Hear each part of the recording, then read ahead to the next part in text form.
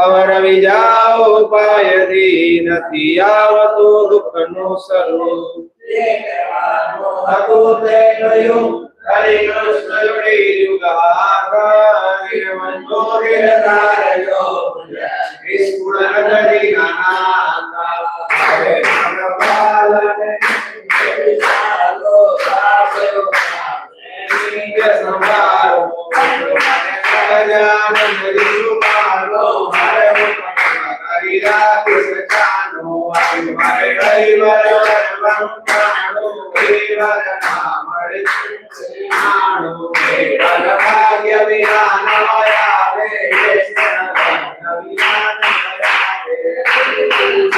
મને જમ કહ્યો સ્વામી મારા ભગવાનની ભીતર રહેજો હરે પૂર્ણ કરીને મળ્યા મને વિષ્ણુનંદન સ્વામી હર હર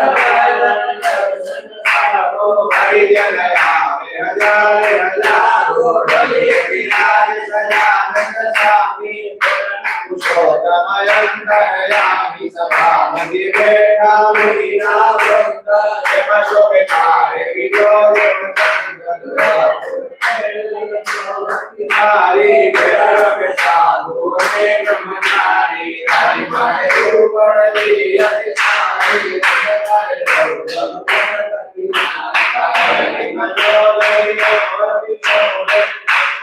હરિ જગન્નામ નરો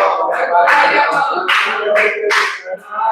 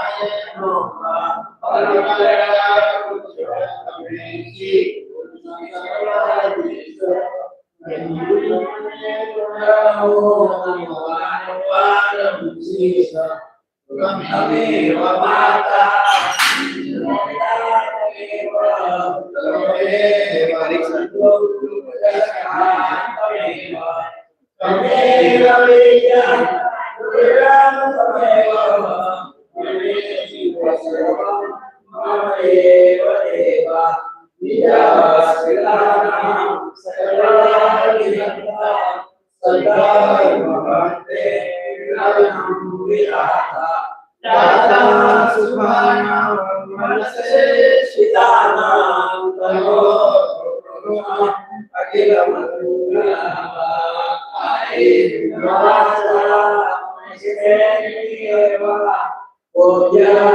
नमः प्रकृते स्वभावा करोम्यन्यं सर्वं परस्मै नारायणायेति समर्पयामि नारायणायेति समर्पयामि।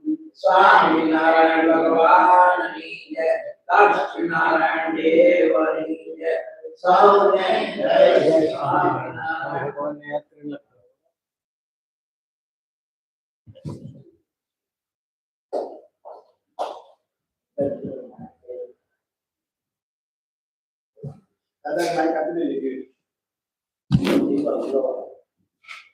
स्वामी नारायण नारायण नारायण स्वामी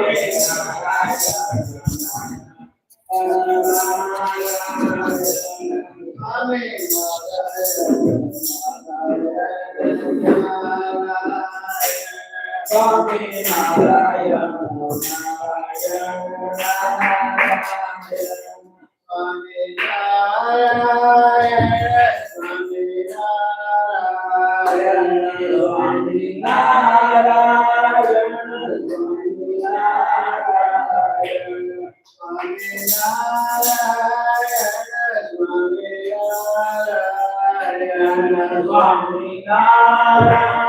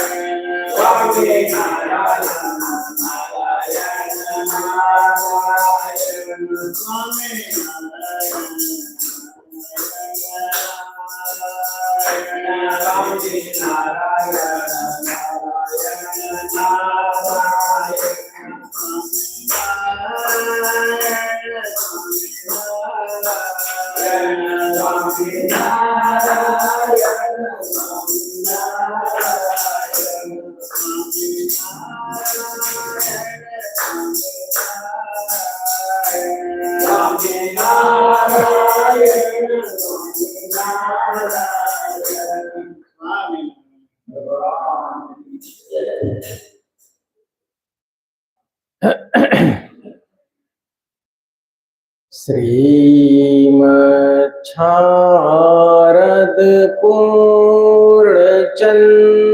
विलसम् स्मेराननं श्रीहरिं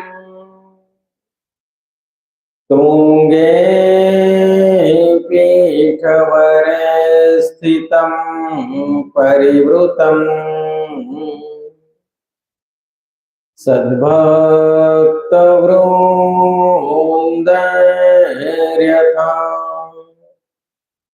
તારાભૈર્વિધુમર્ચ્યુમાનમુરુદા તશ્ચંદનૈકૌસુમૈ હારે શેખર પંક્તિભિશ્ચ હૃદયે શુક્લાંબરં ચિંતયે શુક્લાંબરં ચિંતયે ઓમ અવતારિણે શ્રી સ્વામિનારાયણાય નમો નમઃ. ઓમ શ્રી હરિ કૃષ્ણાય નમો નમઃ. ઓમ શ્રી ઘનશ્યામાય નમો નમઃ. સ્વામિનારાયણ હરે. આજે તારીખ 28/2/2026 વિક્રમ સંવત 2082 ફાગણ સુદ 12 શનિવાર. આજે ડોક્ટર રાજેન્દ્ર પ્રસાદ સ્મૃતિદિન, પયોવ્રત સમાપ્ત અને સાથે રાષ્ટ્રીય વિજ્ઞાન દિવસ પણ છે. ને અંગ્રેજી માસ ફેબ્રુઆરીનો છેલ્લો દિવસ. આવતીકાલથી માર્ચ માસ શરૂ થઈ જશે. વચનામૃત ગઢડા અંત્ય પ્રકરણનું 7મું આપણે ગઈકાલે પૂરું કર્યું. આજે અંત્ય પ્રકરણનું 8મું વચનામૃત લેવાનું છે. શું આવ્યું હતું 7મા વચનામૃતમાં કાલે? ભગવાન કોઈ કલ્યાણની ઈચ્છો અને ભગવાન અને ભગવાનની સાધનને સુખદાયી જાણ વિશે દુઃખદાયી છે. તેજો ભગવાનના ભક્તોનો અવસર એ બાબતમાં આપણે જ્યાં બેઠું દૃષ્ટાંત જોયું અને તમે શિવાયનો અવસર કર્યો, અદિવાનો અવસર કર્યો. બીજો અર્જુન ભરતજીને જોયું. ભરતજીએ રામ ભક્તને ભગવાનનો અવસર કર્યો. તેની માતાએ અભિશાપ તેનો અવસર કર્યો. બીજું આપણે કર્ણનું દૃષ્ટાંત જોયું. કર્ણ મનુષ્ય એવા દરિયો કરતો અવસર કર્યો.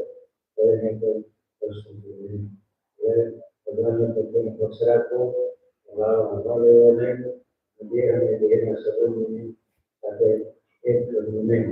એવી રીતે જે ભગવાનનો ભક્ત કરો એ સતત એ શ્રદ્ધા છે. અને હરિને શ્રદ્ધામાં જરૂરી શ્રદ્ધા માટે ભગવાનના ભક્તોએ તો ભગવાનના ચરણામાં અખંડ મંદિર ચોંટાડી રાખો. એની અખંડ વ્યક્તિઓ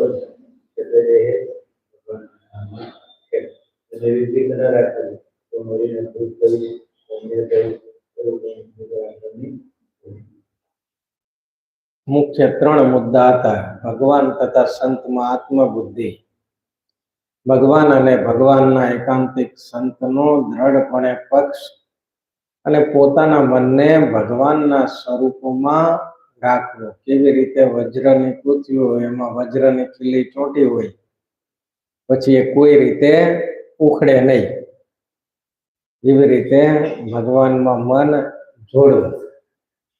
જ્યારે પણ જોડાય ત્યારે પણ જોડવું એવી રીતે, કેમ કે જોડવું કઈ એટલું સહેલું તો છે નહીં કે આપણે બોલી ગયા ને જોડાઈ ગયું એવું તો છે નહીં. એવું તો વર્ષો થઈ ગયા કથા સાંભળતા ને કથા કરતા, પણ હજી એવું જોડાતું નથી. આપણે પ્રયત્ન ચાલુ રાખવા. મહારાજે કીધું ને, પુરુષ પ્રયત્ન રૂપી સાધન છે, સર્વ સાધનમાં ઉત્તમ સાધન છે. ગઢડા મધ્ય પ્રકરણનું 12મું વચનામૃત, છેલ્લી લાઈન. આપણે પુરુષ પ્રયત્ન ચાલુ રાખવો. એમ કરતા કરતા ભગવાનની કૃપા થઈ જશે ને જોડાઈ જવાશે. પણ જે પ્રયત્ન કરે છે એની ઉપર કૃપા થાય છે, પણ જે ઘરે બેસીને વિચારા કરે છે એને કાંઈ થતું નથી. ગઢડા અંત્ય પ્રકરણનું 8મું વચનામૃત. સ્વામિનારાયણ હરે.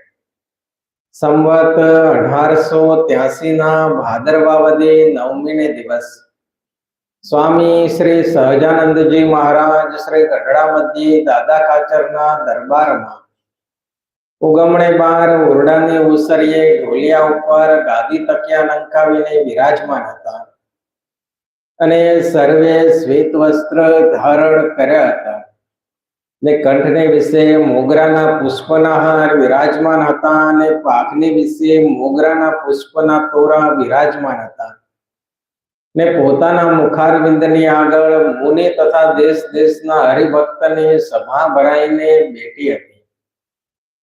પછી શ્રીજી મહારાજે મુનિ મંડળને પ્રશ્ન પૂછ્યો, જે ભગવાનનો ભક્ત હોય તેને એવો કયો ઉપાય છે જે જેણે કરી અને સદા સુખી રહેવાય? પછી મોટા મોટા સાધુ હતા, તેણે જેવું જેને સમજાયો તેવો તેણે ઉત્તર કર્યો. પછી શ્રીજી મહારાજ બોલ્યા, જે એનો ઉત્તર તો એમ છે જે ભગવાનના ભક્તને એક તો દ્રઢ વૈરાગ્ય હોય અને બીજો અતિશય દ્રઢ સ્વધર્મ હોય, અને જેણે બે સાધને કરી અને સર્વ ઇન્દ્રિયોને જીતીને પોતાને વશ કર્યા હોય, અને જેને ભગવાનને ભગવાનના ભક્તને વિશે અતિશય પ્રીતિ હોય, અને જેની ભગવાનને ભગવાનના ભક્તને વિશે અતિશય મિત્ર ભાવ વર્તતો હોય, અને જે કોઈ દિવસ ભગવાન કે ભગવાનના ભક્ત થકી ઉદાસ થાય નહીં, અને જે ભગવાનને ભગવાનના ભક્તને સંગે જ રાજી રહે પણ કોઈ વિમુખ જીવની સોબત ગમે નહીં, એવા જે હરિભક્તના લક્ષણ હોય તે આ લોકને વિશે તથા પરલોકને વિશે સદાય સુખીઓ રહે છે. સહજાનંદ સ્વામી મહારાજની જય. સંવત 1883 ભાદરવા વદે 9મીનો દિવસ. શ્રીજી મહારાજ શ્રી ગઢડા મધ્યે દાદા ખાચરના દરબારમાં ઉગમણે બાર ઓરડાની ઓસરીએ ઢોલિયા ઉપર ગાદી તકિયા નંખાવી અને વિરાજમાન છે. સર્વે શ્વેત વસ્ત્ર ધારણ કર્યા છે અને કંઠને વિશે મોગરાના પુષ્પના હાર વિરાજમાન છે, અને પાખને વિશે મોગરાના પુષ્પના તોરા વિરાજમાન છે. મોગરાના પુષ્પ ભાદરવા મહિનામાં મળવા બહુ અઘરા કહેવાય ને.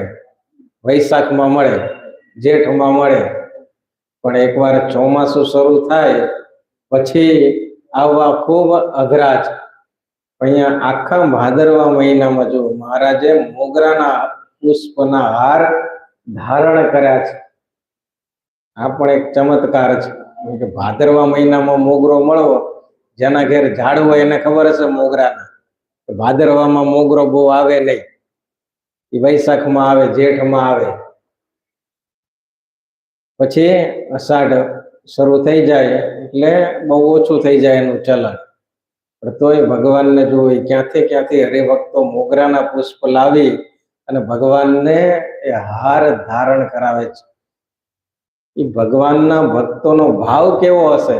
ભાદરવા મહિનામાં પણ મોગરો હોય એને ખબર છે કે ભગવાનને મોગરો ખૂબ પસંદ છે, એટલે ગમે ત્યાંથી કરી અને એ પુષ્પના હાર, મોગરાના પુષ્પના હાર મહારાજને ધારણ કરાવે છે. એનો ભાવ કેવો હશે એ ભક્તોનો? વિચાર કરો. બધી સૂક્ષ્મ વસ્તુ છે, કોઈ બહુ વિચારે નહીં. આ બધી વસ્તુ વાંચી જાય પૂરું થઈ ગયું. શું છે શું નહીં એની ઉપર ચિંતન ન કરે બહુ, પણ એ ભક્તોનો ભાવ જોવાનો છે. એ ભાદરવા માસમાં પણ મોગરો શોધીને ભગવાનને હાર ધારણ કરાવવા કેટલું કઠણ છે. અને પોતાના મુખારવિંદની આગળ મુનિ તથા દેશ દેશના હરિભક્તને સભા ભરાઈને બેસેલી છે. શ્રીજી મહારાજ મુનિ મંડળને પ્રશ્ન પૂછે છે કે ભગવાનનો ભક્ત હોય તેને એવો કયો ઉપાય છે જે જેણે કરીને સદા સુખી રહેવાય, જેણે કરીને સદાય સુખી રહેવાય? કેમ કે આ લોકમાં સદા સુખી રહેવું એ તો બહુ અઘરું છે. કેમ કે તડકો છાંયો તો બધાયના જીવનમાં આવે. સંસારમાં હોય એટલે સંસારમાં અનંત પ્રકારની વિટંબણાઓ હોય. દરેક દિવસો સુખના રહેતા નથી, દુઃખ પણ આવે છે જીવનમાં, પણ સદા સુખી રહેવાય, ક્યારેય અંતરમાં દુઃખનો લેશ માત્ર ના આવે એવો કયો ઉપાય છે? એટલે મોટા મોટા સાધુ હતા, એમણે જેવું જેને સમજાયું તેવો તેણે ઉત્તર કર્યો. પછી શ્રીજી મહારાજ કહે છે કે એનો ઉત્તર એમ છે જે ભગવાનના ભક્તને એક તો દ્રઢ વૈરાગ્ય હોય. શું કીધું? વૈરાગ્ય હોય. વૈરાગ્ય ખૂબ જરૂરી છે આધ્યાત્મિક માર્ગમાં. વૈરાગ્ય હોય. વૈરાગ્ય શું કરે? માયિક પદાર્થમાંથી દરેક જેટલા પણ માયિક પદાર્થ છે એમાંથી પ્રીતિ તોડાવી નાખે. પ્રકૃતિથી લઈ અને તૃણ પર્યંત. હજી જો માયિક પદાર્થમાં આપણું મન ખેંચાતું હોય તો એમ જાણવું કે હજી આપણને એવો વૈરાગ્ય નથી. એટલે એક તો દ્રઢ વૈરાગ્ય, સુખી થવાનો આ એક રામબાણ ઉપાય છે, વૈરાગ્યની દ્રઢતા. નિષ્કુળાનંદ સ્વામી જો સદાય સુખી જતા, દુઃખી કે જેને કઈ જોઈતું જ નથી જગતમાંથી એને દુઃખ શેનું? દુઃખ કોને હોય? કઈક જોઈતું હોય મળે નહીં એ દુઃખ. બીજું શું? આપણને કઈક વસ્તુ પદાર્થ જોઈએ અને એ ન મળે એટલે આપણે દુઃખી. બાકી દુઃખ છે જ નહીં. જેને કઈ જોઈતું નથી એને શું દુઃખ છે? સાર સિદ્ધિના 8મા કડવામાં નિષ્કુળાનંદ સ્વામી કહે છે કે જો શુદ્ધ વૈરાગ્ય ઉપજે અંગજી, તેને ન ગમે વિષય સુખનો સંગજી. અંતરે ઉદાસી રહે અભંગજી, તેને ચિત્તે ચઢે હરિનો રંગજી. કોને રંગ ચડે? રંગ કોને ચડે? કોને ચડે? હરિનો તો બરાબર, ચડે કોને? હા, વૈરાગ્ય હોય એને રંગ ચડે હરિનો. બીજાને કઈ ચડે નહીં. ચડે તો તરત ઉતરી પણ જાય. કેમ કે જગતમાંથી જે કઈક લોચા લઈ લેવાના છે ને, આપણે આ લોકમાંથી કઈક લઈને જવાનું છે. જે દેહ મૂકશું એટલે લઈ જશું કઈ? રાવણ કઈ લઈ ગયો?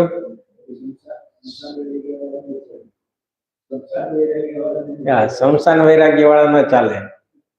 રાવણ ને સોનાની લંકા હતી તોય લઈ ગયો ને. આપણે 2-5 તોલા હોય તોય તેમાંથી જીવ નીકળતો નથી, વૃત્તિમાં રહે છે. એટલે જો શુદ્ધ વૈરાગ્ય ઉપજે અંગજી, તેને ન ગમે વિષય સુખનો સંગજી. વૈરાગ્ય ઉપજે ક્યારે? મહારાજે કીધું કે શેના 9મા લોયાનું 9મું કઈ વચનાવ્રત છે, મહારાજે કીધું ધર્મ જ્ઞાન ભક્તિ અને વૈરાગ્ય ઉપજાનો શો હેતુ છે?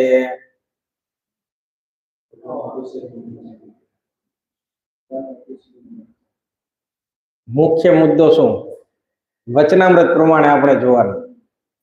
બાકી તો બધું બરાબર છે આપણી રીતે, આપણે વિચારીએ. વચનામૃત પ્રમાણે મહારાજે શું કીધું?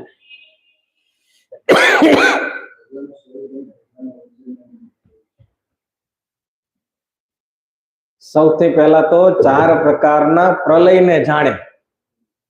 મહારાજે ભગવાનના શબ્દો જ પકડવાના, આપણે બીજા નહીં લેવાના. 4 પ્રકારના પ્રલયને જાણે તો એને માયિક પદાર્થમાંથી વૃત્તિ તૂટે. જાણે એટલે ઇન્દ્રિય અંતકરણમાં નહીં, જીવમાં ઉતારે. 4 પ્રકારનો પ્રલય. નિમિત્ત પ્રલય, કે દેહનો આ દેહનો ક્ષણ ક્ષણ પ્રત્યે નાશ થાય છે. કીડી મકોડા જીવાત કેટલા મરે છે, મનુષ્ય કેટલા મરે છે દરરોજના, નાશ થાય છે ને, એ નિમિત્ત પ્રલય છે. આપણો દેહ પણ ધીરે ધીરે ક્ષીણ થતો જાય છે, કે યુવાન થતો જાય. હે મન યુવાન થતું જાય ને દેહ ક્ષીણ થતો જાય, તૃષ્ણા ઘટતી નથી, બરાબર ને? ખાલી દેહ ક્ષીણ થાય છે પણ તૃષ્ણા વધતી જાય છે. એટલે નિમિત્ત પ્રલય જો વિચારે તો એને ખબર પડે કે આ બધું નાશવંત છે. નૈમિત્તિક પ્રલય વિચારે કે વિરાટ નારાયણના ક્યારે થાય નિમિત્ત પ્રલય?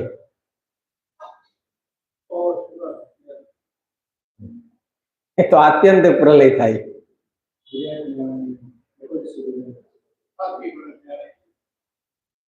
ખબર જ નથી હજી તો વૈરાગ્ય ક્યાંથી હોવું છે. પેલા તો 4 પ્રકારના પ્રલયની ખબર પડવી પડે ને, પણ એ જ ખબર નથી. બ્રહ્માનો 1 દિવસ પરિપૂર્ણ થાય, 4 અબજ અને 32 કરોડ વર્ષ આપણા જાય મૃત્યુ લોકના, ત્યારે વિરાટ નારાયણનો 1 દિવસ પૂરો થાય અને પૂરો થાય નિમિત્તે શયન કરે. 4 અબજ અને 32 કરોડ વર્ષ બીજા વિરાટ નારાયણ શયન કરે. શયન કરવાના નિમિત્તે જે પ્રલય થાય એ નૈમિત્તિક પ્રલય, જેમાં ત્રિલોકીનો નાશ થાય, સ્વર્ગ, મૃત્યુ અને પાતાળ, 3 લોકનો નાશ થઈ જાય. ત્રીજો પ્રાકૃત પ્રલય કીધો, જેમાં 10 લોકનો નાશ થઈ જાય છે પ્રાકૃત પ્રલયમાં. અને આત્યંતિક પ્રલયમાં ભગવાનના એકાંતિક મુક્તો અને ભગવાનનું ધામ, આ સિવાય બધું નાશ પામી જાય એ આત્યંતિક પ્રલય, જેને જ્ઞાન પ્રલય પણ કહેવામાં આવે છે. તો જ્ઞાન પ્રલયને અંતે તો કઈ રહેતું નથી. ભગવાનનું ધામ ને ભગવાનના મુક્તો, આ પ્રલયનો જો વિચાર કરે જીવમાં તો એને સંસારના પદાર્થમાંથી ઉદાસી થઈ જાય. જીવમાં ઉતાર્યા 4 પ્રકારનો પ્રલય તો એ સંસાર પ્રત્યે ઉદાસ થઈ જાય, એમાં ક્યાંય એનું ચિત્ત ચોંટે નહીં. જે વસ્તુ આપણી છે જ નહીં એમાં શા માટે ચિત્ત ચોંટાડવું? આ દેહ પણ આપણો નથી, છે આપણો દેહ? જો આપણો હોય તો મૃત્યુ સમયે સાથે જવો જોઈએ, જાય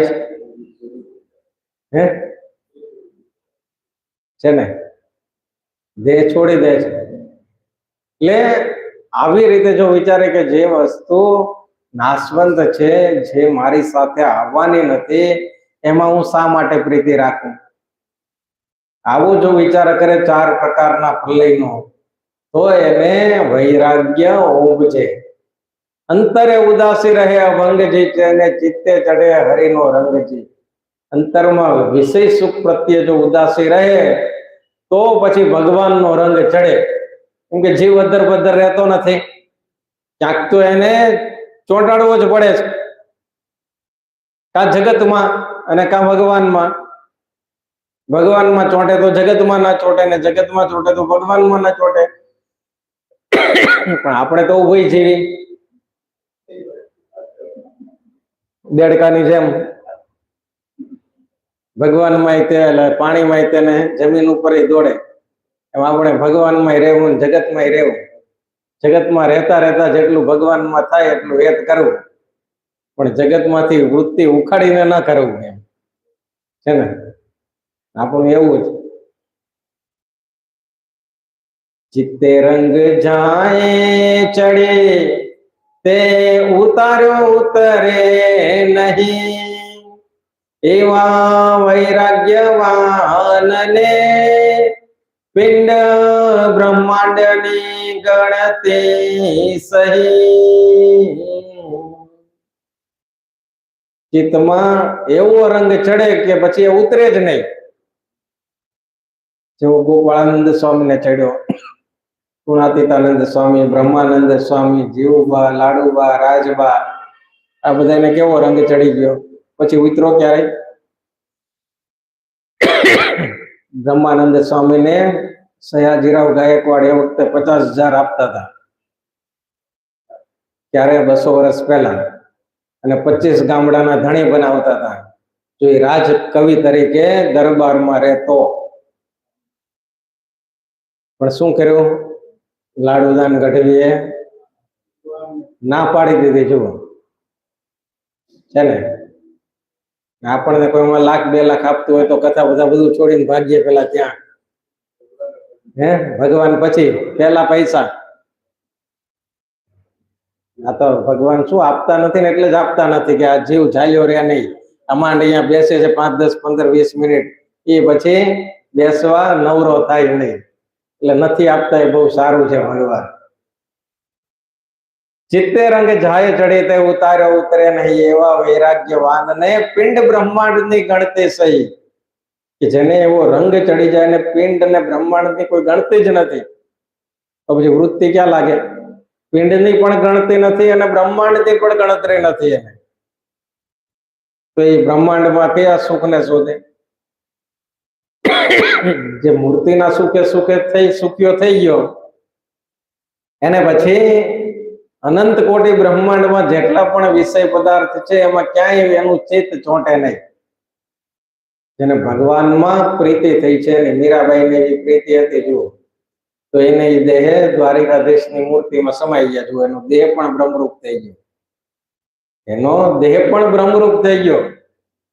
સદેહ ચૈતન્ય મહાપ્રભુ જગન્નાથજીની મૂર્તિમાં લીન થઈ ગયા. જુઓ, સદેહ એનો દેહ પણ મૂર્તિમાં લીન થઈ ગયો. વિચાર કરો તો કેવી પ્રીતિ હશે, કેવો વૈરાગ્ય દ્રઢ હશે. આમ થાય.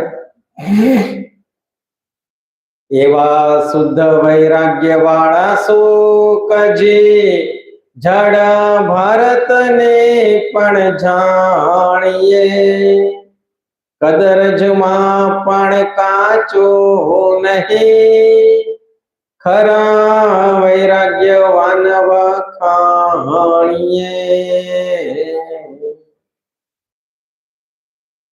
નિષ્કુળાનંદ સ્વામી કહે કે એવા શુદ્ધ વૈરાગ્ય વાળા સુખજી.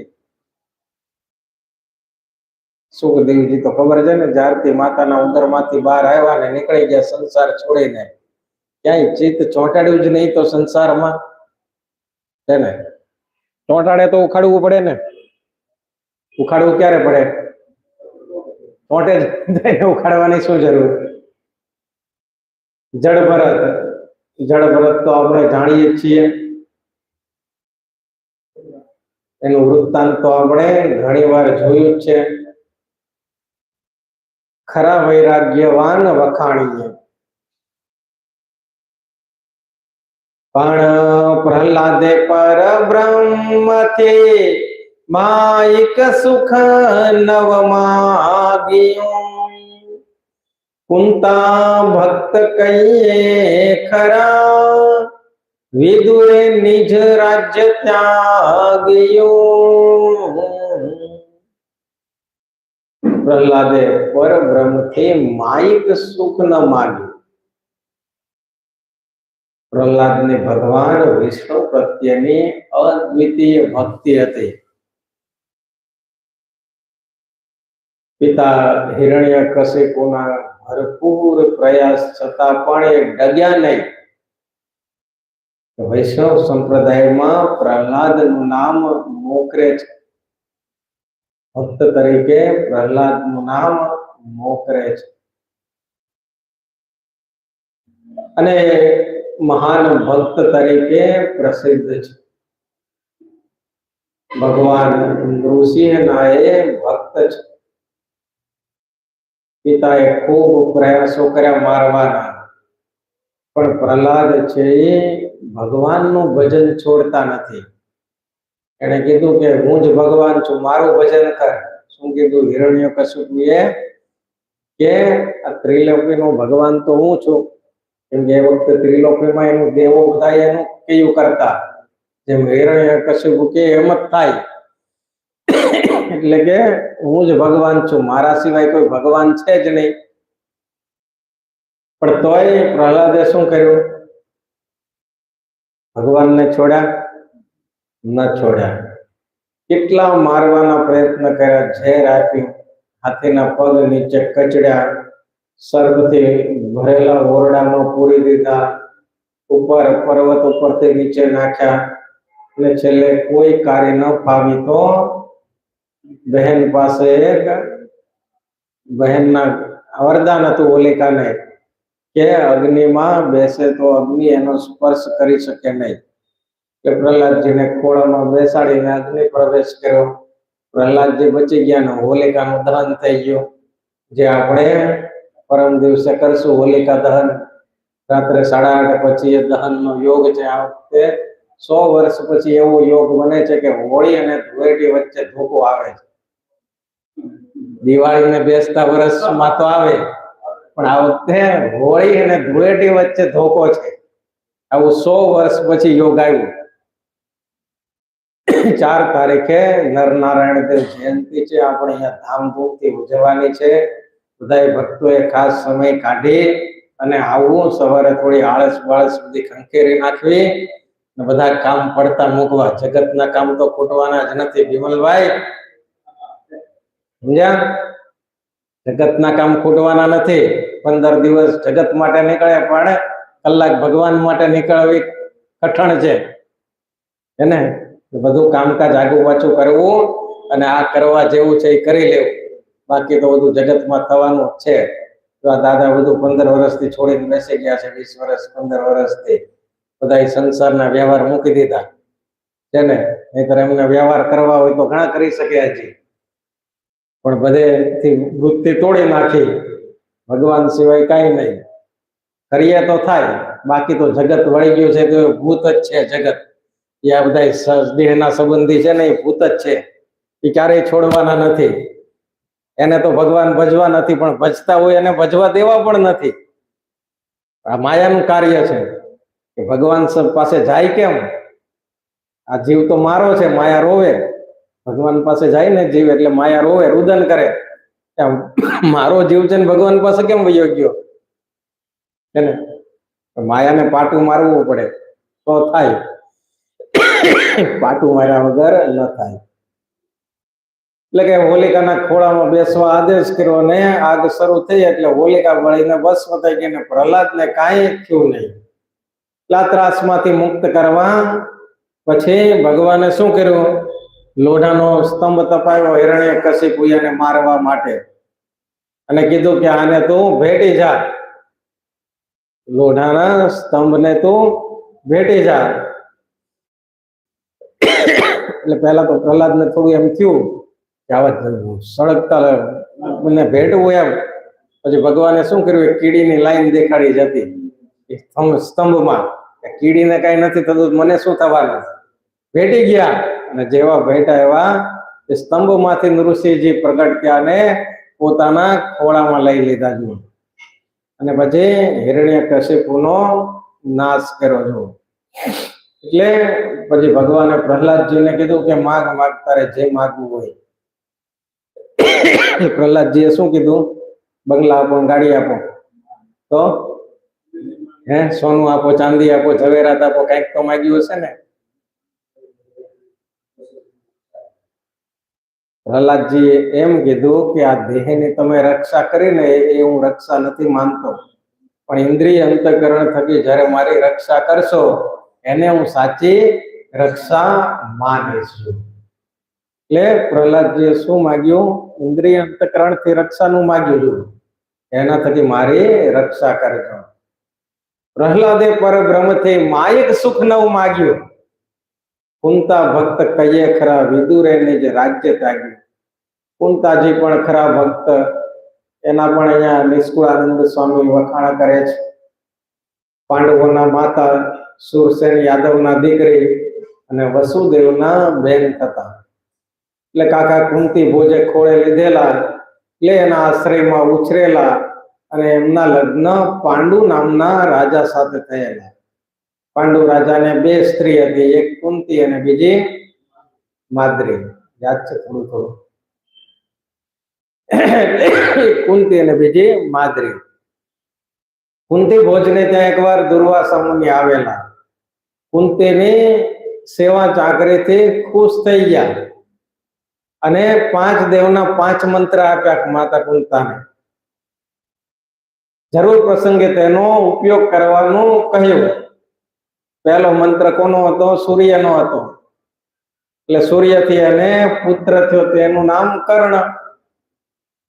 એને નદીમાં વહેતો મૂક્યો, કેમ કે પરણ્યા હતા નહીં. પરણ્યા વગર માતા બને તો એ વખતે કેટલું લાંછન લાગે, એટલે પુત્રને પધરાવી દીધો નદીમાં.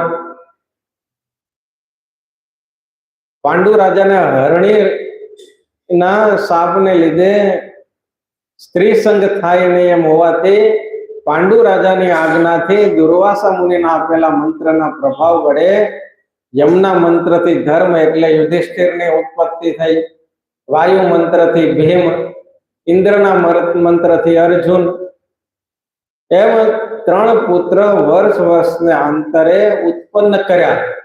ને બાકી રહેલો એક મંત્ર છે એ માદ્રીને આપ્યો. બાકી એક જે મંત્ર રહેલો એ માદ્રીને આપ્યો, જેથી અશ્વિની કુમારના મંત્રથી નકુળ અને સહદેવે જોડ્યા પુત્ર થયા. પાંડવો વનમાં ગયા, કુંતાજી ઘરે હતા. કૌરવો તરફથી ખૂબ દુઃખ સહન થયું અને યુધિષ્ઠિર જ્યારે કુરુક્ષેત્રનું યુદ્ધ સમાપ્ત થયું, હસ્તિનાપુરની ગાદી મળી ગઈ યુધિષ્ઠિરને અને સર્વ પ્રકારે સુખના દિવસો આવ્યા. એટલે વિદુર ધૃતરાષ્ટ્રને ગાંધારીથી મહાપ્રસ્થાન માટે હિમાલયમાં દેહ ત્યાગ કરવા નીકળ્યા. એટલે પાછળ પછી શ્રી કૃષ્ણ ભગવાન કે હવે મારું કર્તવ્ય પૂરું થયું, હું પણ અહીંથી વિદાય લઈશ. કુંતાજીએ શું કીધું? અમારે જ્યારે સુખના દિવસો આવ્યા, સુખ ભોગવવાનું આવ્યું, ત્યારે તમે અમારો ત્યાગ કરો છો. એના કરતા અમારું દુઃખ સારું હતું. પાછું અમને દુઃખ આપી દો કે જેથી કરીને તમે અમારો ત્યાગ ન કરો, સદાય અમારી સાથે રહ્યો. જ્યારે આપણને જીવનમાં કષ્ટ આવે ને ત્યારે એમ સમજવું ભગવાન આપણી સાથે છે, એટલે દુઃખ સહન કરવાની શક્તિ મળે આપણને. દુઃખમાં હંમેશા ભગવાન સાથે રહે છે, પણ સુખમાં ત્યાગ કરે છે. આપણું ઉલટું છે, દુઃખમાં સગા સંબંધીનો ત્યાગ કરી દઈએ, સુખમાં બધા સગા સંબંધીને જેવું દુઃખ આવે એટલે એનાથી દૂર થઈ જઈએ છે ને. ભગવાનનું ઉલટું છે, દુઃખમાં હંમેશા સાથે હોય છે અને સુખમાં દૂર થાય છે. એટલે કુંતાજીએ શું કીધું કે એની કરતા અમને અમારું દુઃખ છે એ પાછું આપી દો, જેથી કરીને સદાય તમારો સાથ અમારી સાથે રહે. કુંતાજી દુઃખ માંગ કે લીનો યહી ભક્ત की રીતિ है. ભગવાનના ભક્ત છે એ સામે ચાલીને દુઃખ માંગે, દુઃખ દૂર કરવાની પ્રાર્થના ન કરે ભગવાનને, પણ સામે ચાલીને દુઃખ માંગે. સુખ મુનિએ શું કર્યું? ભગવાન અંતર્ધ્યાન થવાના હતા ત્યારે શું કીધું? મારો તાવ છે મને પાછો આપી દો. હવે તમે છો ને, મારે કઈ કામ છે નહીં, તો જો એ તાવની વ્યાધિ રહેશે તો અખંડ તમારું સ્મરણ રહેશે, પણ જો એ વ્યાધિ વહી જશે તો સ્મરણ ચુકાઈ જશે. બીમાર પડીએ ત્યારે ભગવાન યાદ આવે, શરીર સારું થાય એટલે તમે કોણ ને હું કોણ, પછી ભગવાન સાથે છૂટાછેડા.